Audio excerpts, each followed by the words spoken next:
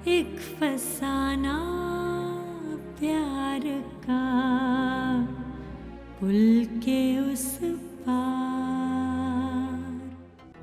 और ये तुम्हारी बहन जो यहाँ पे चुपचाप बैठी है, जानते हो इसने क्या किया? इसके शौहर ने इसको रंगे हाथों अपने पुराने आशिक से मिलते हुए देख लिया। ना बकवास बंद करो, किस तरह की बातें कर रही हो तुम? जाओ यहाँ से। नहीं जाऊंगी मैं। कान खोल के सुनो कि तुम्हारी भाभी और तुम्हारी बहन तुम्हारी माँ की मौत की जिम्मेदार हैं। आदिल को झूठा साबित करने के लिए जाली रिपोर्ट्स तैयार करवाई हैं इसने। झूठी औरत। तुम्हारे पास क्या सबूत है कि ये रिपोर्ट सच्ची है? आपका बेटा सामने ही खड़ा है, उससे पूछ लीजिए। एक ऐसा शौहर जिसको ये पता चलेगा कि उसकी बीवी के 10 आशिक हैं, क्या करेगा वो मर्द? ऐसे मर्द को तो करनी चाहिए दूसरी शादी। करेगा मेरा भाई?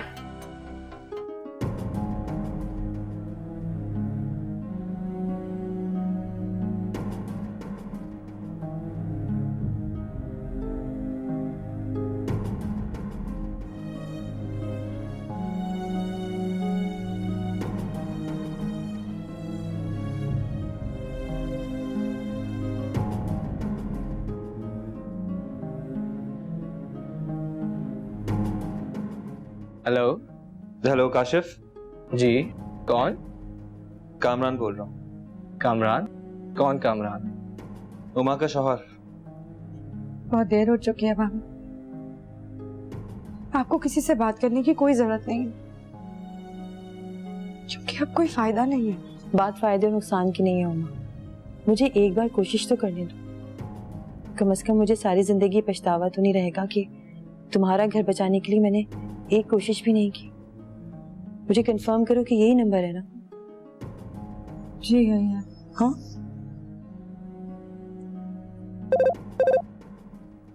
हेलो। हेलो, मैं सबा बात कर रही हूँ। कौन सबा? हुमा की भाभी सबा। हुमा? कौन हुमा? सॉरी मैं पहचानी नहीं। अच्छा, हुमा कामरान की बीवी। आपको मेरा नंबर किसने दिया? हुमा के फोन से लिया है मैंने तुम्हारा नंबर। हुमा के मोबाइल से? मगर आपने मुझे कॉल क्यों की? अगर तुम मेरी बीवी को दिन रात कॉल्स कर सकते हो तो मैं भी तुम्हें कॉल कर सकता हूँ, राइट? Mind your language. मैंने ऐसी कोई हरकत नहीं की। और हुमा तो एक बहुत शरीफ लड़की है। अगर तुम हुमा की इज्जत करते होते ना तो उसको दिन रात कॉल्स नहीं करते, दिन दिहाड़े उसके साथ खाने नहीं खाते जाके रेस्टोरेंट्स में। व्हाट? ये किस तरह की बातें कर रहे हैं आप? आप मुझ पर और अपनी बीवी पर गलत इल्जाम लगा रहे हैं। शर्म आनी चाहिए आपको। झूठ बोल रहे हो तुम।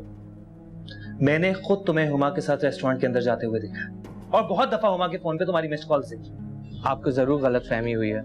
मैं उस रेस्टोरेंट में गया था, मैंने हुमा को देखा भी था, मगर मैं तो वहां दोस्तों के साथ कॉफी पीने के लिए गया था।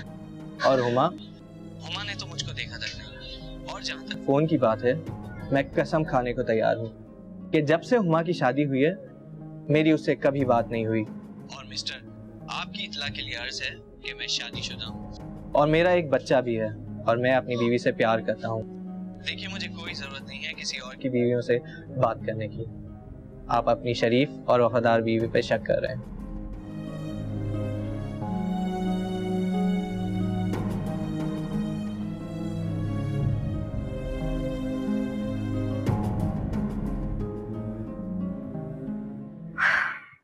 मेरा कामरान और हुमा की अलहदगी से कोई ताल्लुक नहीं है। हुमा ने यह फैसला खुद किया है। और रहा सवाल मेरे और कामरान के रिलेशन का, तो हम तो एक दूसरे को कॉलेज टाइम से जानते हैं, एक अच्छे दोस्त की हैसियत से। और वैसे भी कामरान ने मुझसे शादी का फैसला हुमा के रवैये की वजह से किया है। हुमा का रवैया? क्या मतलब तुम्हारा? हुमा की बेवफाई से बददिल होकर कामरान ने मुझे प्रपोज किया है। और वैसे भी उसने ये सब कुछ मुझसे हुमा के घर छोड़ने के बाद कहा है। कैसी बेवफाई? आखिर तुम कहना क्या चाहती हो?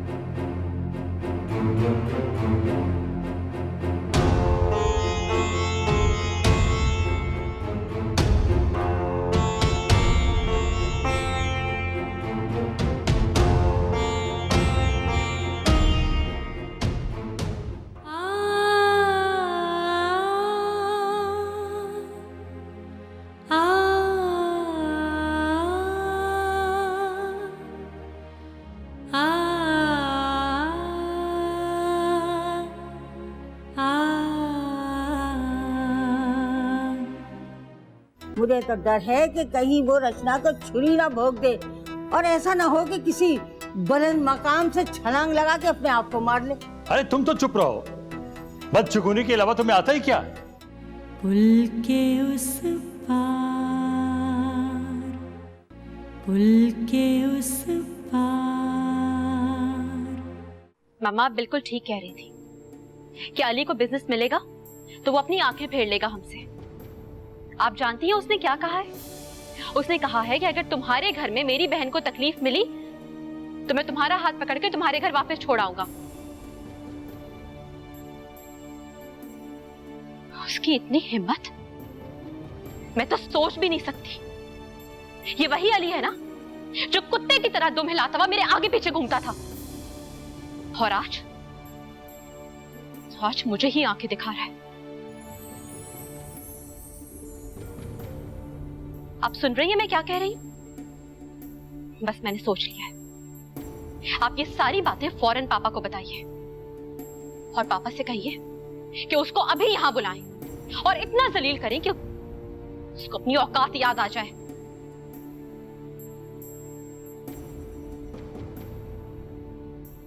मामा, मैं आपसे बात कर रही हूं।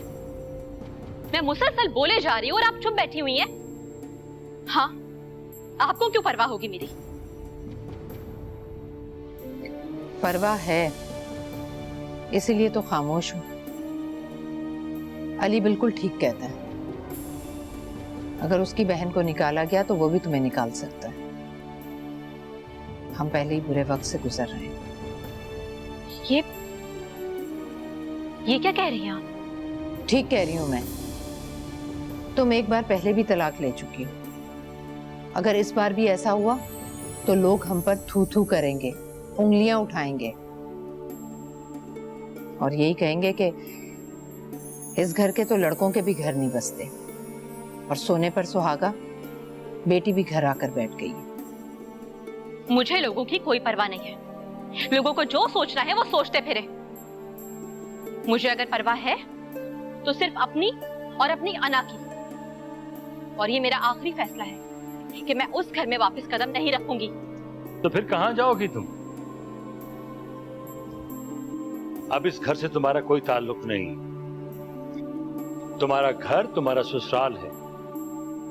जाओ, अपने शौहर की खिदमत करो, उसका दिल जीतो। पहले भी तुम्हारी मां ने तुम्हें शह देकर खुद सर बना दिया है। पापा, ये क्या कह रहे हैं? मैं ठीक कह रहा हूं। अगर यही बात मैंने पहले कही होती तो तुम्हारा घर न टूटता। अली ठीक कह रहा है, तुम्हें बहन भाई के मामले में नहीं बोलना चाहिए। अगर तुम उसकी बहन पर कीचड़ उछालोगी तो वो भी जवाबी कार्रवाई करेगा। ठीक है, तो फिर करने दो उसको जवाबी कार्रवाई। आप लोगों ने फैसला कर लिया है ना? नहीं है ना आप लोग मेरे साथ? कोई फर्क नहीं पड़ता मुझे, क्योंकि मेरे दोनों भाई मेरे साथ हैं और मैं उन्हीं के बलबूते पे, उन्हीं की शय पे वो डिसीजन लूंगी जो मुझे लेना है, अपनी मर्जी से। किन भाइयों की बात कर रही हो तुम? एक तुम्हारा वो भाई जो अपनी बीवी को छोड़कर दूसरी औरत के चक्रों में है, उसे ना इस घर की परवाह और ना ही हमारी, और दूसरा वो जिसने अपने आप को कमरे में बंद कर रखा है। अरे जो भाई दुनिया का सामना करने की हिम्मत नहीं रखता, वो बहन का साथ क्या देगा? क्यों? क्या हुआ आदिल भाई को? आदिल, आदिल कहां जा रहे तुम? आदिल भाई,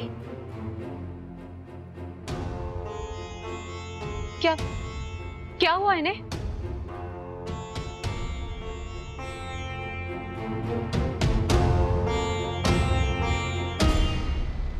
हुमा तो एक बहुत शरीफ लड़की है। आप मुझ पर और अपनी बीवी पर गलत इल्जाम लगा रहे हैं। शर्म आनी चाहिए आपको। जब से हुमा की शादी हुई है, मेरी उससे कभी बात नहीं हुई। और मिस्टर, आपकी इत्तला के लिए अर्ज है कि मैं शादीशुदा हूं और मेरा एक बच्चा भी है, और मैं अपनी बीवी से प्यार देखिए मुझे कोई जरूरत नहीं है किसी और की बीवियों से बात करने की। आप अपनी शरीफ और वफादार बीवी पे शक करें।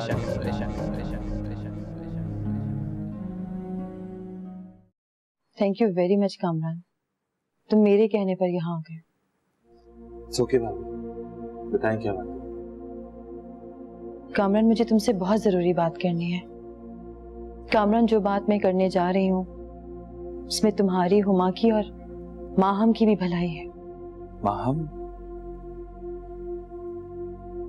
आप जानती हैं माहम को? मेरी उससे फोन पर बात हुई है। आपके पास नंबर कैसे आया उसका? हुमा ने दिया था। हुमा से?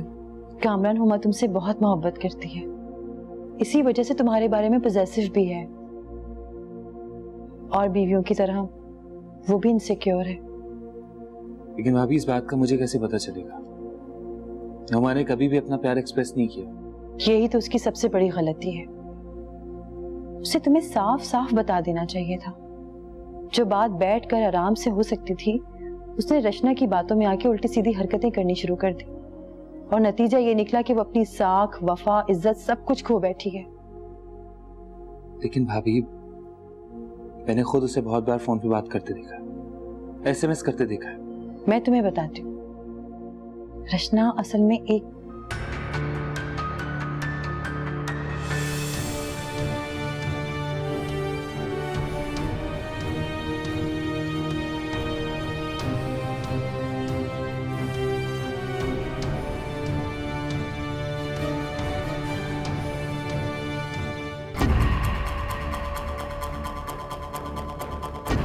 आपका बेटा सामने ही खड़ा है,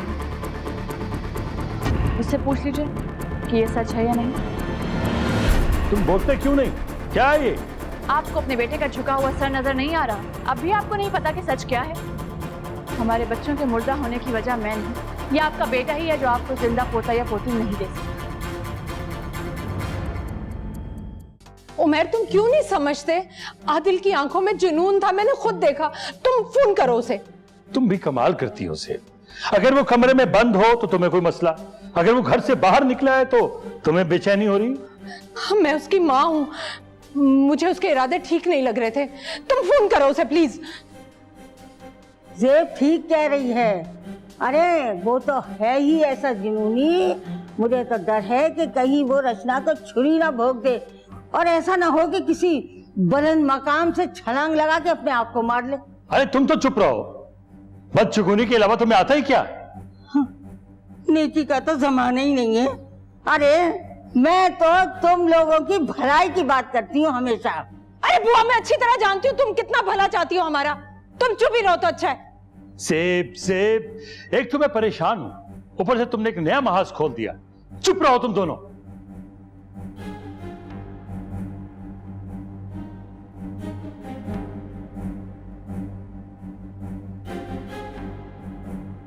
मैंने तुम्हारी बहन के साथ शादी की ये जानते हुए कि वो एक तलाक याफ्ता औरत है, लेकिन हमेशा उस पर एतबार किया, कभी उसको माजी के ताने नहीं मारे। लेकिन तुमने अपनी बीवी को हमेशा माजी के ताने मारे, और तो और दूसरों की बातें सुनकर तुमने उसको घर से बाहर निकाल दिया। पुल के उस पार, पुल के उस पार।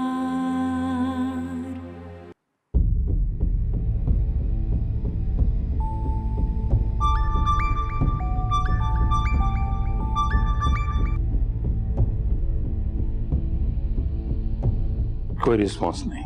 हाय मेरा बच्चा, घर में होता है तो कम से कम मेरी आंखों के सामने तो होता है।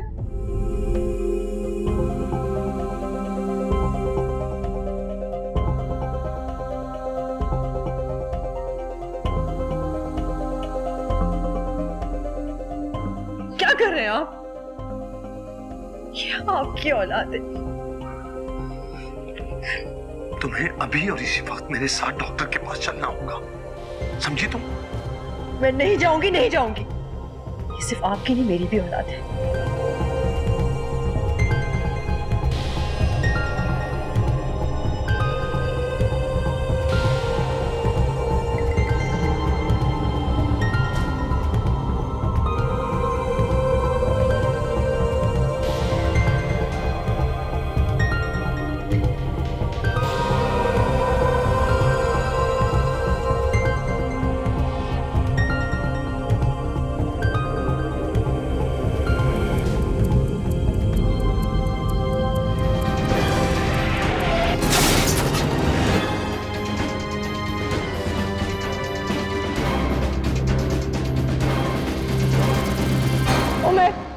उमर तुम दोबारा से ट्राई करो, मुझे मुझे उसकी बहुत फिक्र हो रही है उमर, खुदा के वास्ते उसे ट्राई करो।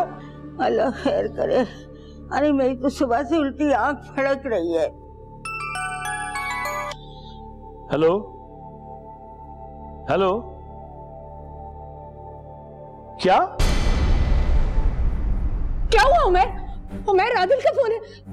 उमर उमर क्या हुआ उमर? पापा उमर आदिल, क्या हुआ आदिल को? पापा क्या हुआ आदिल भाई को? आदिल का एक्सीडेंट हो गया। आदिल मेरा बच्चा एक्सीडेंट, कहाँ है वो?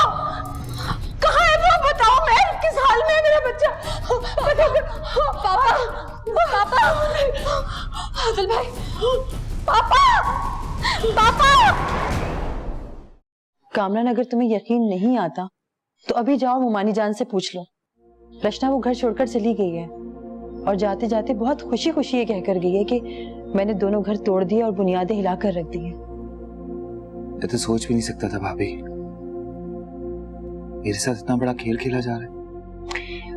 कामरान, इन सब में तुम्हारा अपना भी कसूर है। तुम्हें अपनी बीवी पर कभी एतबार ही नहीं रहा। मैंने तुम्हारी बहन के साथ शादी की ये जानते हुए कि वो एक तलाक याफ्ता औरत है, लेकिन हमेशा उस पर एतबार किया, कभी उसको माजी के ताने नहीं मारे। लेकिन तुमने अपनी बीवी को हमेशा माजी के ताने मारे, और तो और दूसरों की बातें सुनकर तुमने उसको घर से बाहर निकाल दिया। अली, तुम गलत समझ रहे हो। कामरान तो हुमा से बहुत मोहब्बत करता है। मैं जानती हूँ वो इस घर में उसकी बहुत इज्जत भी करता था।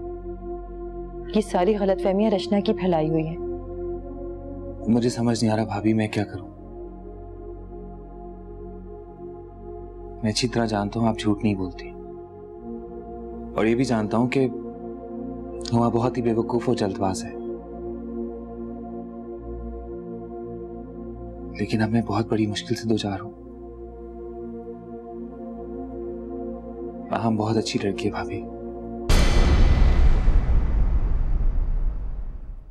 भाभी, मैं आपके इस एहसान का बदला सारी जिंदगी नहीं उतार सकती।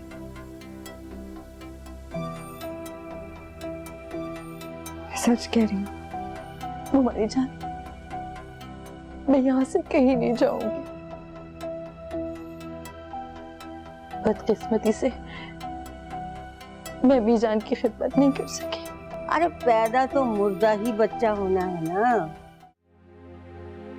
बनता जाए धीरे धीरे एक फसाना प्यार का, पुल के उस पार